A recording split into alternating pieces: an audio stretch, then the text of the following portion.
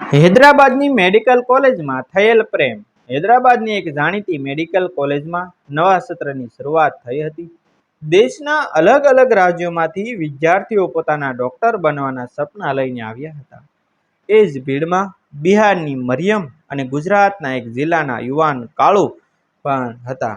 બંને એકબીજાથી સંપૂર્ણ અલગ હતા. મરિયમ શાંત, સમજદાર અને અભ્યાસમાં ખૂબ જ હોશિયાર હતી, જે કાળુ હસમુખો, મદદગાર અને દરેકના ચહેરા પર સ્મિત લાવી દે એવો સ્વભાવ ધરાવતો હતો.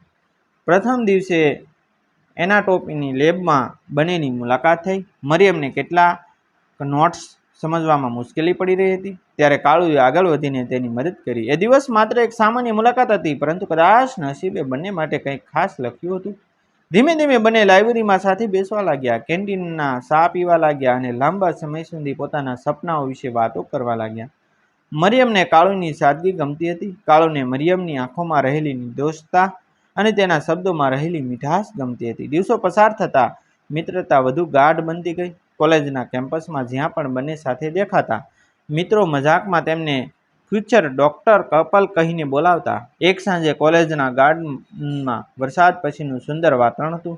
ભીની માટીની સુગંધ અને ઠંડી હવા વચ્ચે બંને એક બેન્ચ પર બેઠા હતા. મરિયમે ધીમા અવાજે કહ્યું કે કાળુ, જ્યારે હું તારી સાથે હોઉં છું ત્યારે મને લાગે છે કે દુનિયાની બધી ચિંતાઓ ક્યાંક દૂર ચાલી જાય છે.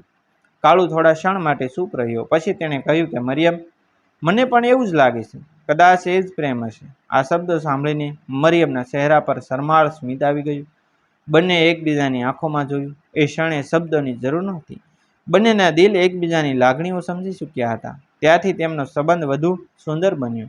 પરીક્ષાની તૈયારી હોય કે હોસ્પિટલની ઇન્ટર્નશીપ, બંને હંમેશા એકબીજાનો સાથ આપતા. જ્યારે મરિયમ થાકી જતી ત્યારે કાળુ તેને પ્રોત્સાહન આપતો. જ્યારે કાળુ નિરાશ થતો ત્યારે મરિયમ તેને હિંમત આપતી. પ્રેમ માત્ર મીઠી વાતોમાં જ નહીં, પરંતુ મુશ્કેલ સમયમાં આપેલા સાથમાં પણ દેખાવા લાગ્યું. એક દિવસ કોલેજમાં વાર્ષિક કાર્યક્રમ હતો.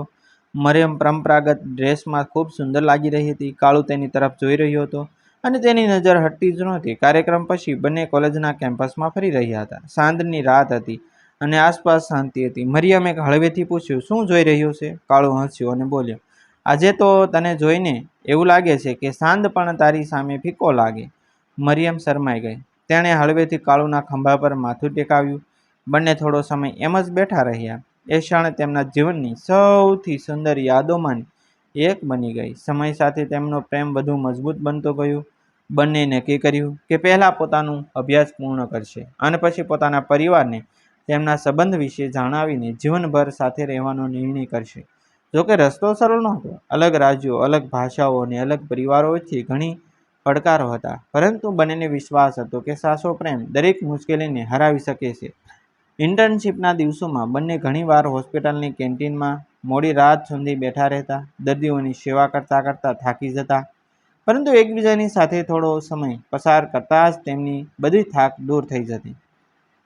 એકબીજાના સપનાઓ, ભવિષ્ય અને જીવનની વાતો કરતાં કરતાં તેમને સમજાયું કે તેઓ માત્ર પ્રેમી જ નહીં, પરંતુ એકબીજાના સૌથી સારા મિત્ર પણ છે.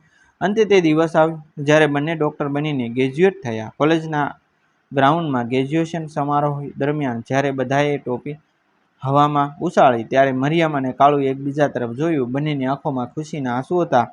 વર્ષો પહેલાં શરૂ થયેલી મિત્રતા આજે જીવનના સૌથી સુંદર સંબંધમાં બદલાઈ ગઈ હતી. કાળુએ મરિયમનો હાથ પકડીને કહ્યું કે આ સફર અહીં પૂરી નથી થતી, હવે તો સાચી સફર શરૂ થાય છે.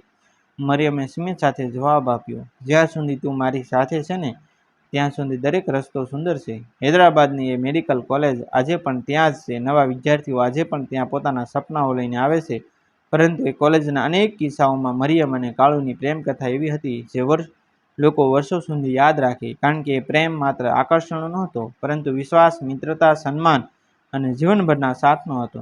તેમની કહાની સાબિત કરતી હતી કે જ્યારે બે દિલ સાચી લાગણીથી જોડાય છે, ત્યારે અંતર, ભાષા અને પરિસ્થિતિઓ પણ તેમના પ્રેમને રોકી શકતી નથી. મિત્રો, આ વાર્તા સત્ય આધારિત છે. અમુક પ્રસંગ, દ્રશ્ય કાલ્પનિક હોઈ શકે. આવા જ વિડીયો જોવા માટે અમારી ચેનલ સાથે બની રહેશો. અમારી ચેનલને સબસ્ક્રાઈબ કરી દેજો. થેન્ક યુ મિત્રો. મળશું આપણે એક નવા વિડીયો સાથે.